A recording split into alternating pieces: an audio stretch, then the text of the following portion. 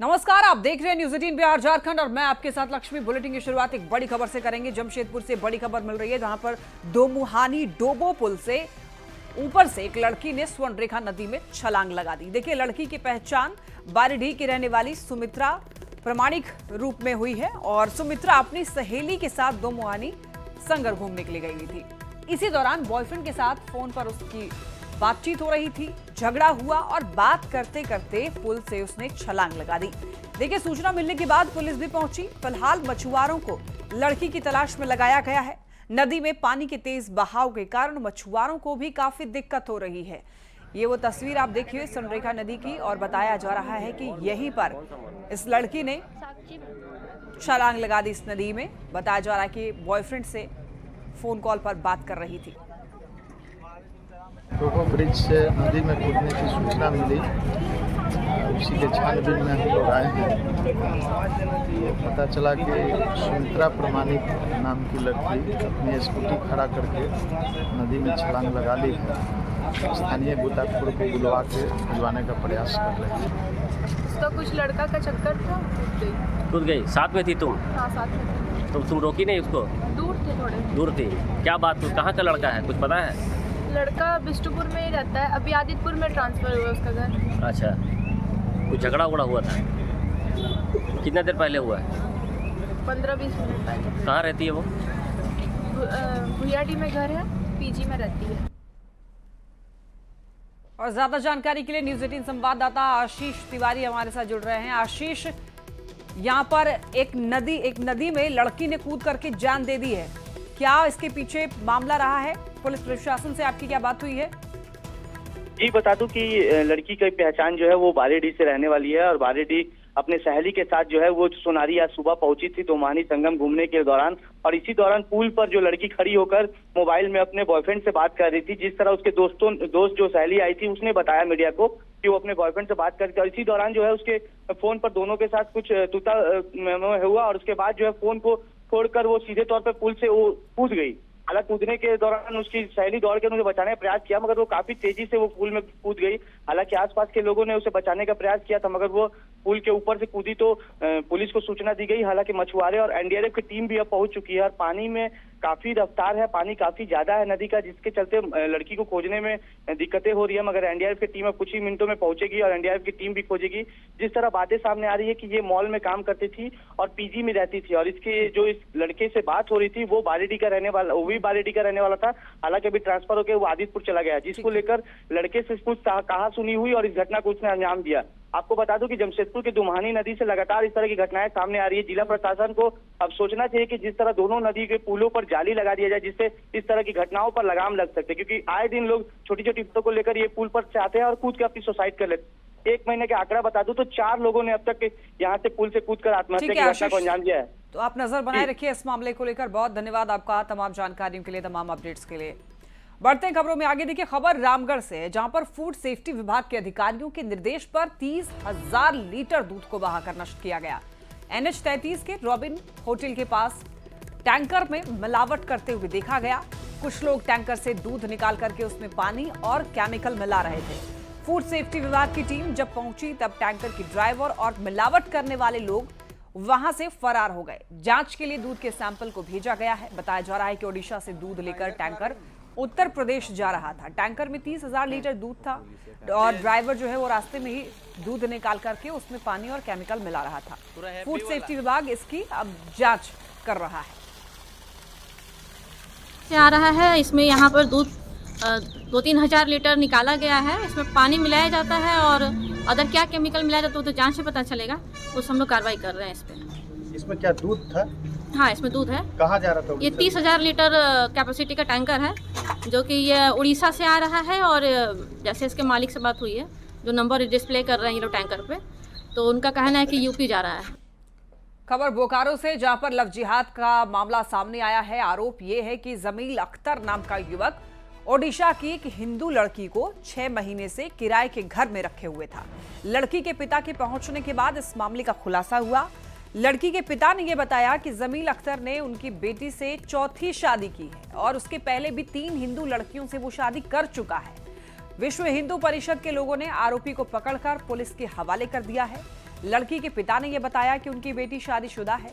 आरोपी जमील अख्तर उनके घर आता जाता था। 6 महीने पहले वो उनकी बेटी को लेकर के फरार हो गया। बोकारो में जमील अख्तर जिस मकान में रह रहा था वहां पर उसने अपना धर्म हिंदू बताया था। पुलिस इस मामले की जांच पड़ताल कर रही है। एक लड़का जमील अख्तर बोल के हमारा घर का आना जाना था उसका, तो हम लोग उसका मतलब क्या है, हम लोग तो आदमी है ना, हम वहाँ पे धर्म नहीं देखे, उसको बेटे जैसा व्यवहार दिया, वो भी ऐसा, लेकिन उनका टारगेट कुछ अलग था, हम लोग को पता नहीं था। और ये क्या किया, मेरा शादीशुदा लड़की था, उसको 4 महीना 5 महीना हो गया, भगा के ले आया। एक व्यक्ति हैं शशि भूषण विश्वकर्मा जी, उनके यहाँ पर एक मुस्लिम व्यक्ति एक हिंदू लड़की को लेकर के रह रहा था पिछले 6-7 महीने से, है ना। और शशि भूषण जी का कहना है कि उन्होंने जो अपना रूम लिया है उसमें हिंदू आईडी दी, तो हिंदू पहचान के साथ यहाँ पे रह रहा था, तो ये निश्चित ही लव जिहाद का मामला है। और लड़की के घर वालों से जब बात हुई है तो ये पता चला कि उसकी 4थी शादी, इससे पूर्व वो 3 शादी कर चुका है। खबर जमशेदपुर से, जहां पर सिद्धगुड़ा निवासी यशवंत कुमार ने अपनी पत्नी पर जबरन धर्मांतरण का आरोप लगाया है। पीड़ित ने यह बताया कि 2021 में हिंदू रीति रिवाज से शीतला माता मंदिर में मुस्लिम लड़की से शादी की थी। शादी के बाद कुछ दिन ठीक चला सब कुछ, उसके बाद पत्नी लगातार पैसों की मांग कर रही है। साथ ही हिंदू धर्म छोड़कर मुस्लिम धर्म अपनाने का दबाव बना रही है। आरोप यह है कि पत्नी के साथ साथ उसका पूरा परिवार धर्म बदलने का दबाव बना रहा है। पीड़ित ने अपनी पत्नी और उसके परिवार वालों के खिलाफ थाने में शिकायत दर्ज कराई है और पुलिस से अपनी सुरक्षा की गुहार लगाई है। फिलहाल देखिए, अब ये मामला पुलिस के संज्ञान में है। पुलिस आरोपों की अब जांच पड़ताल कर रही है।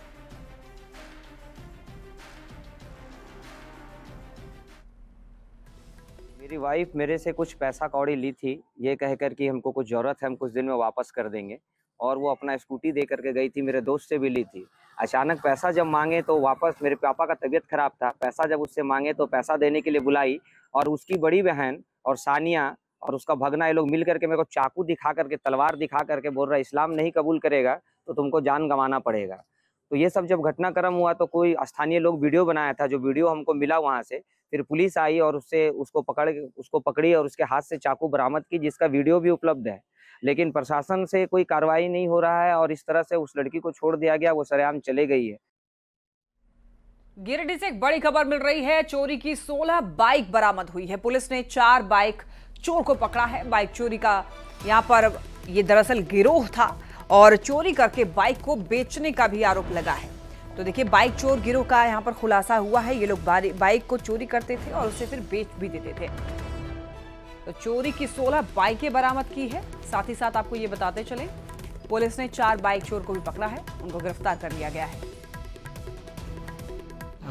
वो बेसिकली जो ट्रेन जिस रूट पे है, जैसे कि अपना गोमो हो गया, निमिया घाट में पारसनाथ रेलवे स्टेशन, निमिया घाट स्टेशन, उस तरह के स्टेशनों पे आता था। आने के बाद आसपास में वैसे बाइक जो संदिग्ध अवस्था में है, वैसे बाइक जो कि लावारिस तरह पड़ा हुआ है, या बहुत देर से उस बाइक पर ध्यान नहीं दे रहा है, या बिल्कुल ही नॉर्मल तरीके से बिना लॉक का रखा गया, उस बाइक को आराम से वो खोलता था, लेकर के जा करके मुफस्सिल थाना क्षेत्र में वो जो किशन यादव है और सचिन कुमार राय, इन लोगों को वो दे देता था और बहुत सस्ते दामों में और कम दामों में उसकी बिक्री वो लोग करने के लिए लोगों को संपर्क करते थे। गुमला से एक बड़ी खबर, तेज रफ्तार कार पेड़ से टकराई। देखिए, कार सवार 5 लोगों को चोट लगी और घायल में एक की हालत गंभीर है। सदर के चांडाली के पास दुर्घटना हुई है। सेना शिव मंदिर में पूजा करने के लिए जा रहे थे सभी घायल खोरा गांव के रहने वाले हैं। तेज रफ्तार का कहर देखने को मिला है। कार सवार 5 लोगों को चोट आई है। आपको ये बता दें कि घायलों में एक की हालत गंभीर है। सदर के चांडाली के पास दुर्घटना हुई है। सेना शिव मंदिर में दरअसल ये लोग पूजा करने के लिए जा रहे थे और सभी घायल खोरा गांव के रहने वाले हैं। आदमी निकल गया बहुत जल्दी है सर, आप लोग आदमी। झारखंड विधानसभा के मॉनसून सत्र की देखिए शुरुआत हो गई है। 7 अगस्त तक चलने वाले सत्र के पहले दिन आज विधानसभा में दिवंगतों की आत्मा की शांति और परिजनों को शोक यहां पर सहन करने की यहाँ पर क्षमता के लिए मौन भी रखा गया। और देखिए, शोक प्रकाश के बाद में सभा की कार्यवाही सोमवार 11 बजे तक के लिए स्थगित कर दी गई। मॉनसून सत्र में काम के कुल 5 दिन हैं और अब देखिए, सोमवार को वित्तीय वर्ष 2025-26 का अनुपूरक बजट पेश किया जाएगा। और अब काम के सिर्फ 4 दिन बचे हैं, जिसमें सत्ता पक्ष और विपक्ष ने यहां पर कई मुद्दों पर एक दूसरे को घेरने की पूरी तैयारी की। सत्ता पक्ष का यह कहना है कि वो बीजेपी और केंद्र सरकार से कड़े सवाल पूछेगा।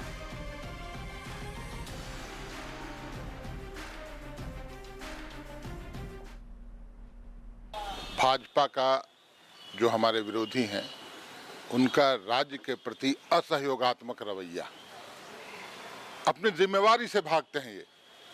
वो राज्य हित में बातें नहीं करते, केंद्र के पास जो लंबित विधेयक है उन पर कोई बातें नहीं करते। हमारा पैसा 1,41,000 करोड़ रुपया बकाया है, उस पर इनकी चुप्पी सध जाती है। मुंह में फेविकोल लग जाता है जब सरना धर्मकोड की बात आती है। राज्य के साथ सौतेला व्यवहार हो रहा है केंद्र सरकार के द्वारा, विभिन्न योजनाओं की राशि में कटौती हो रही है, CSR मद में भारी कटौती है। चूंकि सत्र मानसून का है और 5 कार्य दिवस हैं, तो एक सार्थक बहस हो और विपक्ष जो है वो अनावश्यक रूप से सदन को बाधित करने का काम नहीं करे, तो एक सार्थक बहस हो सकती है। झारखंड विधानसभा के मानसून सत्र में पहुंचे विधायकों ने मुद्दों को लेकर के उनमें तल्खी देखने को मिली और बीजेपी विधायक चंपाई सोरेन ने यह बताया कि उनकी पार्टी जनहित से जुड़े हुए मुद्दे उठाएगी। तो वहीं स्वास्थ्य मंत्री इरफान अंसारी ने यह बताया कि इंडिया गठबंधन झारखंड में SIR का विरोध करेगा। विधायक दल का बैठक होगा, उसके बाद सारा रणनीति तैयार होगा। सर SIR पर क्या होगा? सत्ता पक्ष वाले बोल रहे हैं कि केंद्र सरकार गलत कर रहा है।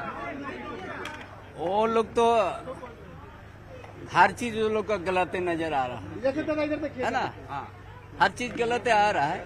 और हर हाल में मैसेज आए, एक प्रस्ताव पारित हो कि हम लोग झारखंड में इसका विरोध करेंगे और बिहार में जरूरत पड़ी तो बिहार में जाकर हम लोग विरोध करेंगे।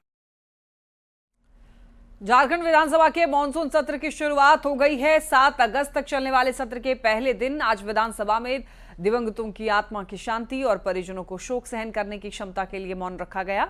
शोक प्रकाश के बाद सभा की कार्यवाही सोमवार 11 बजे तक के लिए स्थगित कर दी गई। मानसून सत्र में काम के कुल 5 दिन हैं और अब सोमवार को देखिए वित्तीय वर्ष 2025-26 का अनुपूरक बजट पेश किया जाएगा। पेशा कानून लागू कब करेंगे? पेशा कानून से ध्यान भटकाने के लिए इन्होंने सरना धर्म का सहारा लिया है। पेशा कानून एक ऐसा कानून है जिसके तहत आप सच्ची में आपकी अगर देखा जाए आप असलियत में आदिवासियत को जो है सम्मान देंगे, क्योंकि जितने भी राइट्स हैं वो उन्हें मिल जाएगा तो वो और भी ज्यादा मजबूती के साथ खड़े हो पाएंगे। पर ये उस चीज से जो है हटना चाह रहे हैं। और विधि व्यवस्था की अगर मैं बात करूं तो पूरी तरह से तो विधि व्यवस्था चरमरा सी गई है। महिलाएं बलवान हैं, इन्हें कमजोर बनाने के लिए सम्मान योजना ये निकालने का ढोंग करे हैं। सम्मान तो पहले ढंग से दे दीजिए साहब, फिर आप बलवान जो है योजना वो लाइएगा। सम्मान ढंग से दे नहीं पा रहे, बलवान करने निकले हैं। राज्य के स्वास्थ्य मंत्री ये माननीय स्वास्थ्य मंत्री है, पर स्वास्थ्य मंत्री जैसा व्यवहार तो रहे उनका, तब हम बात करें। वो खाली बयान देते हैं और बयानों के चलते वो सुर्खियों में आ जाते हैं, काम के चलते सुर्खियों में तब बात हो।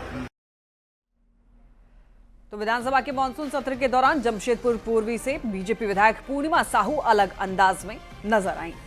चलिए बढ़ते खबरों में आगे। अब देखिए, गोड्डा सांसद निशिकांत दुबे ने एक बार फिर लोकसभा में नेता प्रतिपक्ष राहुल गांधी पर निशाना साधा है और ये कहा कि राहुल गांधी विदेशी ताकतों के साथ हैं। निशिकांत दुबे ने कहा कि राहुल गांधी चीन और पाकिस्तान की बात करते हैं, जो विदेशी ताकतें भारत को कमजोर करना चाहती हैं। राहुल गांधी वैसी ताकतों के साथ। राहुल गांधी पाकिस्तान की बात कर रहे हैं, राहुल गांधी चीन की बात करते हैं, राहुल गांधी सोरोस फाउंडेशन के आका जो हैं जॉर्ज सोरोस, उनकी बात करते हैं। तो निश्चित तौर पर जो जितनी विदेशी शक्तियां भारत को कमजोर करना चाहती हैं, उसके प्रणेता, उसके नेतृत्वकर्ता, उसके मार्गदर्शक राहुल गांधी। और अब बात IIT ISM धनबाद के 45वें दीक्षांत समारोह की। IIT ISM में आज दीक्षांत समारोह हो रहा है, जिसमें राष्ट्रपति द्रौपदी मुर्मू, राज्यपाल संतोष गंगवार, मंत्री सुखदेव कुमार सोनू मौजूद हैं। दीक्षांत समारोह में यहां पर 1250 छात्रों को मेडल दिया जाएगा। IIT ISM धनबाद में दीक्षांत समारोह को लेकर काफी उत्साह देखा जा रहा है। राष्ट्रपति और राज्यपाल के आगमन को लेकर पूरे शहर में सुरक्षा चाक चौबंद किए गए हैं। तस्वीरें आप ये देख रहे हैं, IIT ISM के दीक्षांत समारोह की तस्वीर सामने आई है। समारोह में राष्ट्रपति द्रौपदी मुर्मू की मौजूदगी है और राज्यपाल भी वहां पर पहुंचे हुए हैं इस कार्यक्रम में। तस्वीरें आप ये देख रहे हैं, यहाँ पर बच्चों को मेडल दिया जाएगा। दीक्षांत समारोह में 1250 छात्रों को मेडल दिया जाएगा। तस्वीरें आप ये देख रहे हैं, काफी ज्यादा बच्चों में भी उत्साह देखा जा रहा है।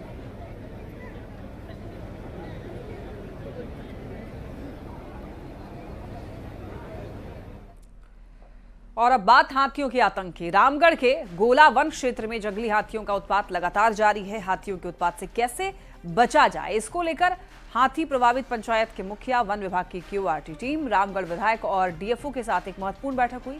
बैठक में फलदार पौधे लगाने, लेमन ग्रास, मिर्च की खेती करने के लिए और वॉच टावर बनाने, टॉर्च बांटने, हनी बी साउंड मशीन लगाने और सोलर लाइट लगाने के सुझाव सामने आए हैं। रामगढ़ संवाददाता जावेद खान की इस रिपोर्ट को देखिए आप।